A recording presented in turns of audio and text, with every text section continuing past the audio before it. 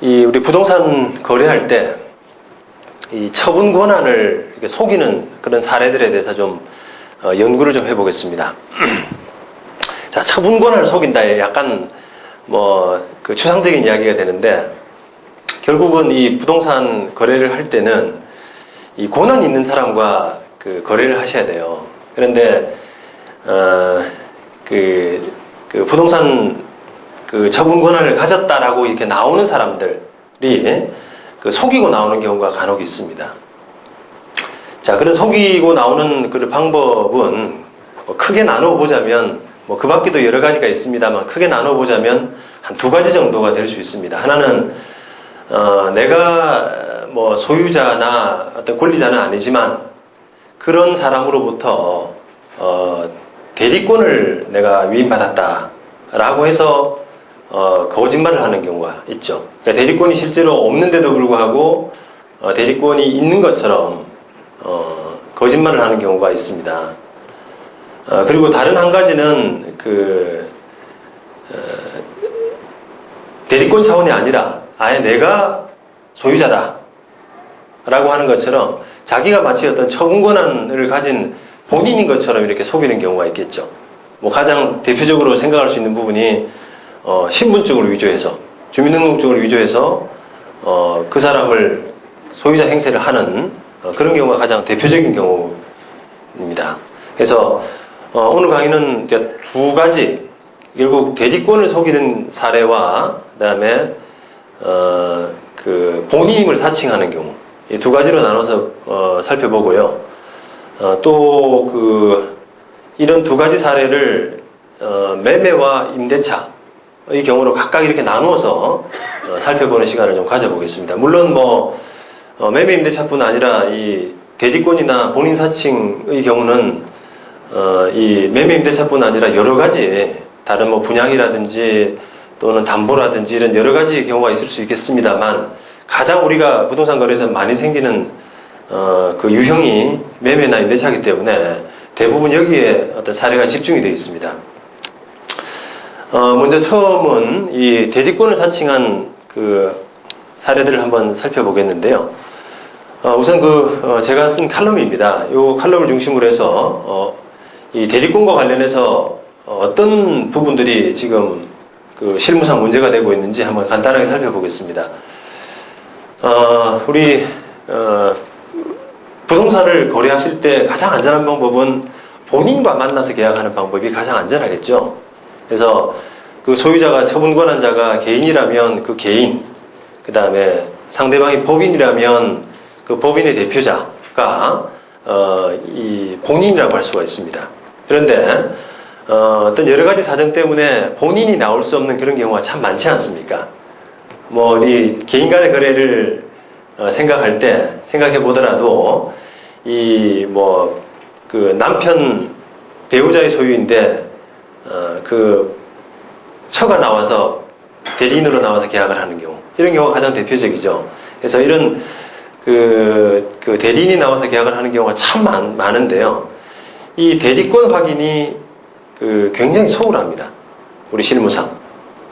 그리고 참 사고가 많이 일어나는데도 불구하고 중개업자들이 기울이는 노력이 적어요. 또 게다가 어느 범위에서 대리권을 확인하는 것이 내 책임을 면할 수 있느냐, 또는 거래 사고를 방지할 수 있느냐 하는 부분과 관련해서도 잘 못 알고 있는 경우가 많습니다. 어느 정도까지 확인하면 된다라고 생각하시는 부분들이 제대로 알고 있지 못하는 경우가 많다 이거죠. 그래서 오늘은 이제 그런 부분을 지금 살펴보겠는데요. 특히 이게 본인의 대리인이 나와서 계약을 체결했는데 나중에 본인이 내가 그 대리권 위임한 적 없다, 이 계약 무효다, 이렇게 이제 주장하는 경우가 바로 사고의 경우라고 할 수가 있는데, 특히 지금 이런 본인이 대리권을 부인하는 경우는 그 거래의 결과가 본인한테 불리한 경우에 많이 나타나요. 예를 들어서 실제로는 대리권을 부인 통해서 매매 계약을 하라고 이렇게 위임을 했는데 나중에 계약을 해보니까 좀 싸게 팔았다는 거죠. 그리고 계약 도중에 가격이 올라간다. 또 이런 경우에 그 대리권자에 의해서 체결된 계약을 부인해버리고 싶을 때 이런 그 경우가 많이 나타납니다. 만약에 이게 서류상으로 좀 대리권이 좀 증빙이 잘 된 경우에는 비교적 그런 그 부인을 당할 그 대리권 부인을 당할 가능성이 적어지지만, 그렇지 않고 서류가 특히 미비한 경우에, 허술한 경우에는 서류가 없지 않느냐, 이거 봐라, 내가 대리권이 임한 적 없다, 이런 그 변명의 기회가 될 수 있는 가능성이 많다는 거죠. 변명의 빌미가 될 수 있는 가능성이 많다는 겁니다. 그래서 이런 부분들을 특히 주의하셔야 되는데, 다시 이제 바꾸고 말하면, 이 계약이 나중에 좀 본인에 의해서 서류가 허술하게 될 때, 또는 대리권이 문제가 될 때 나중에 뒤집히는, 부인당하게 되는 그런 경우가 많은 계약일수록 여러분들이 좀 더 주의를 하셔야 된다는 그런 결론이 나옵니다. 자, 그리고 우리 지금 실무상에서 보면은 이 대리권 확인이나 또 이어서 말씀드릴 그 본인 확인이라는 부분은 어떤 중요도나 우선순위 면에서 보자면 다른 어떤 권리관계 확인, 다른 중개업자의 어떤 그 확인 설명 의무, 이런 것보다도 가장 앞서는 겁니다. 앞서는 거고, 중요한 부분이라고 할 수 있죠. 저 사람이 소유자가 아니다. 소유자가 직접 본인이라고 나왔는데 소유자가 아니다. 또 대리인이라고 나왔는데 대리권이 없다. 이렇게 하면 나중에 아무리 다른 부분을 뭐 등기부상에 가압류가 있는지 근저당이 있는지 세입자 세입자 보증금이 얼마인지 이런 것들을 확인해 줘봐야, 그런 것들을 아무리 잘해봐야 가장 기초적인 부분이라고 할 수 있는 그런 부분이 나중에 뒤집히게 될 때는 아무런 소용이 없지 않습니까? 그래서 우리 그 거래 실무와 관련해서는 가장 어떻게 보면 가장 중요하고도 가장 앞서는 확인의 어떤 단계로 볼 때 가장 앞서는 부분이 바로 이 부분이라고 할 수 있다는 거죠. 그런데 실무상으로는 굉장히 이게 좀 뒤처집니다. 그 부분에 대해서 드리는 노력이 굉장히 적다는 거죠. 그래서 사고 발생이 비교적 많은 부분 중에 하나가 되겠습니다. 그리고 우리가 법적으로 볼 때도 어떤 부인이 만약에 나왔다, 또는 이 친척이 나왔다, 특히 실무상으로 이제 그런 경우에 그 주의가 좀 소홀해지는 경우가 참 많죠. 보통 이 다음 사례를 이제 통해서 나중에 보시면 아실 테지만, 전혀 모르는 사람에 의해서 저질러지는 그 사고는 별로 없어요. 항상 보면 뭐 처다, 그다음 자식이다, 그다음에 친척이다, 또는 뭐 물건을 샀다, 등기만 넘겨받지 못했다, 이런 식의 어떤 관계에 있는 사람들에 의해서 사고가 보통 나게 됩니다. 그런데 그런 부분들에 대한 확인을, 그러니까 뭔가 특수관계에 있는 사람들에 대한 어떤 신뢰만을 근거로 중개하시는 분들은 확인을 제대로 안 한다는 거죠. 그죠? 그래서 그런 부분들에 대해 그런 경향이 있는데, 사실은 법적으로 보면은 이게 엄밀하게 보면은 나중에 패소할 가능성이 훨씬 더 많아요. 그러니까 대리권이 없다라고 판단될 가능성이 훨씬 많다는 겁니다. 왜냐하면 우리 소송법적으로, 민사소송법적으로 이제 이 구조를 이해해 볼 때, 제가 처음 말씀드린 것처럼 거래는 처분 권한이 있는 사람의 본인과 직접 계약하는 것이 가장 원칙입니다. 그죠? 그런데 대리인이 나왔다라고 하면은 그 대리인의 대리권을 입증을 하셔야만 그 계약이 유효하게 된다는 거죠. 그런데 만약에 뭐 본인이 아닌 처나 친척이 나왔다라고 할 때 그걸 믿고 계약을 했다고 하더라도 그 처나 친척이 대리권을, 그 매매에 관한 대리권 또는 임대차에 관한 대리권을 가지고 있었는지 하는 부분을 입증해낼 수가 없어요. 그래서 우리가 그런 입증을 제대로 하기 위해서 그런 뭐 위임에 관한 서류들, 위임장, 인감증명서 이런 서류들을 반드시 구비하셔야 되는 필요가 있습니다. 물론 그것만 가지고 위임에 관한 입증이 다 되느냐라고 하는 부분은 아닙니다만 그런 그 입증 책임이 그 계약의 유효를 주장하는 사람에게 있다는 그런 측면에서도 그걸 입증해내지 못하면 결국 패소로 될 수밖에 없습니다. 그래서 그런 차원에서도 이 대리권에 관한 그 중요성 이런 부분들을 한번 생각해 보실 수 있을 겁니다. 그리고 이 대리권과 관련해서 보면은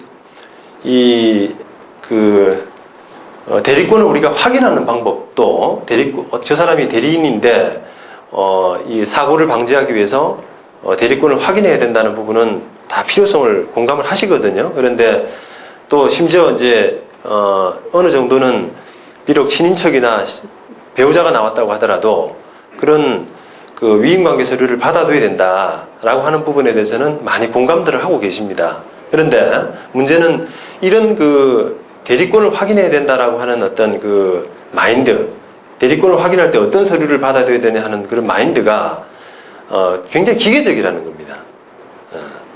근데 이 부분은 사실은 여러분들이 이제 시험을 공인중개사 시험을 준비하시고 또는 배우고 하는 그런 부분들이 지나치게 이제 딱딱하게 배워서 그래요. 딱딱하게.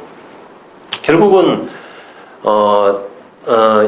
어떤 서류, 예를 들어서 아파트를 매매하는 현장에 그 소유자 남편이 아니라 그 처가 나왔는데 그 처로부터 어떤 서류를 진구하고 어떤 부분을 봐야지 이게 나중에 안전한 거래가 될 수 있느냐 하는 그게 핵심인데 결국 이 안전한 거래를 하기 위해서 이 중개하시는 분들은 서류만 챙긴다는 거예요. 서류만. 그러니까 위임장, 인감도장이 찍힌 위임장, 인감증명서 뭐 이런 식의 기계적인 마인드라는 거죠. 근데 한편으로 생각을 해보면 만약에 이게 남편과 어떤 처의 관계다라고 할 때, 그 처가 남편 몰래 어떤 남편의 서류를 이렇게 빼올 수 있는 가능성은 많이 있지 않습니까? 그죠? 많이 있는 거예요. 그래서 그런 서류만 가지고 위임 권한을 확인하는 것은 절대 이게 안전한 방법이 될 수도 없고 정확할 수도 없다는 겁니다. 그런 서류만 가지고 거래가 체결됐다고 하더라도 그러니까 그 계약이 반드시 유효할 수는 없습니다.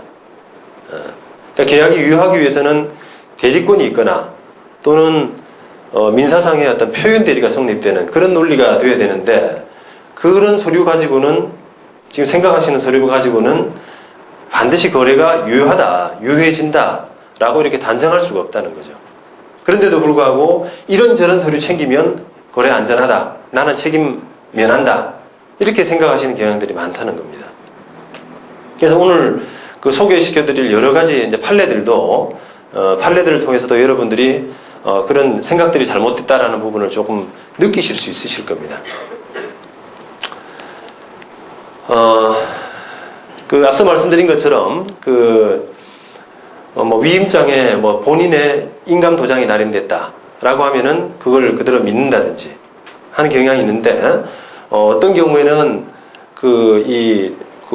부인이 예를 들어서 처가 남편 몰래 인감 증명서를 대리 발급받아서 그 행사를 하는 경우가 있을 거 아니겠습니까? 그런 경우에는 당연히 대리권이 주어지지 않고 그런 거래는 유효한 것으로 보호되지도 않아요. 자, 이런 경우에 이제 어떤 분들은 또 강의하실 때 본인이 대리로 발급받은 인감증명서가 아니라 본인이 발급받은 인감증명서를 진구를 하라. 그러면 거래가 안전해진다. 또 이런 말씀들을 하고 계시거든요. 근데 그것도 역시 마찬가지로 어떤 정확한 설명이 될 수가 없습니다. 왜냐하니까 본인이 발급받은 인감증명서라고 하더라도 용도는 여러 가지예요. 용도는. 그러니까 뭐 그 대출을 받기 위해서 인감증명서를 떼뒀었는데 그걸 배우자가 가져가서 아파트 팔아먹는 데 썼다든지, 또는 다른 사람 신원보증해주기 위해서 인감증명서를 발급받아뒀는데 그걸 다른 데 무단으로 썼다든지 하는 그런 경우는 본인이 발급받은 인감증명서라고 하더라도 그게 용도가 여러 가지 아니겠습니까? 그래서 그 본인이 발급받은 인감증명서만 믿고 거래를 체결하는 것은 안전한 것이 될 수 없는 데다가 계약이 무효화될 수 있는 소지도 큰 데다가, 그 다음 중개업자도 역시 그 중개업자의 책임으로부터 이렇게 면해질 수가 없습니다. 책임을 지셔야 돼요. 그런 부분에 대해서는.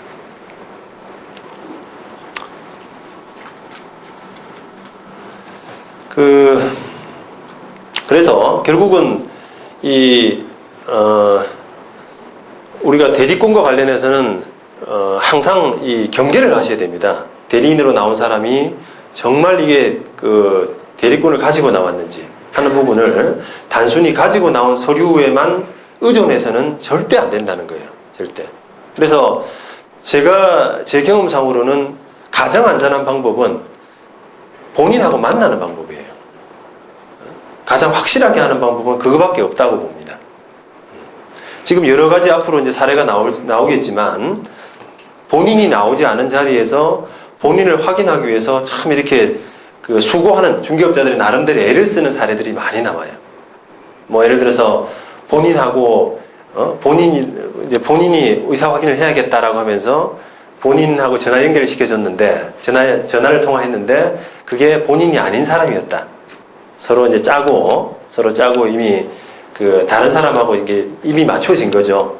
그래서 그런 사람을 연결시켜줘서 했다든지, 또는 엉뚱한 사람을 데리고 나왔다든지, 뭐 이런 식의 여러 가지 생각할 수 있는 부분들이 참 많습니다. 그래서 과연 대리권이 있느냐라는 부분에 대해서는 절대 서류만 믿지 마시고 본인의 의사를 어떻게든 확인하는, 경계를 하는 그런 마음을 좀 가지셔야 돼요. 그러니까 서류 위임장, 처분에 관한 위임장이나 또는 본인이 발급받은 인감증명서 이런 것들이 있다고 하더라도 저거는 저럴 수도 있어 라는 어떤 마음을 가지고 어떻게든 본인하고 전화를 하든 한번 만나자고 하든 여러 가지 방법이 있지 않습니까? 그러니까 뭐 이메일을 보내서 답변을 하든 해서 이게 뭔가 신뢰할 만한 어떤 확인이라고 생각될 정도로 꼼꼼히 해두시지 않으면 나중에 사고가 일어날 가능성은 항상 존재한다는 거죠. 자, 여기까지가 이제 그 첫 번째 칼럼과 관련해서 말씀을 드린 겁니다. 그 다음에 이 두 번째는 이제 불과 한 6개월 정도 됐나요? 그 반포에 그 한 중개업소에서 이 임대차 보증금을 한 100억 정도를 해서 100억 정도를 횡령해서 도망가 버린 사건이 대형 그 범죄가 일어났습니다. 그래서 많이 보도가 되고 했는데 결국 수법은 아주 간단합니다. 사건이.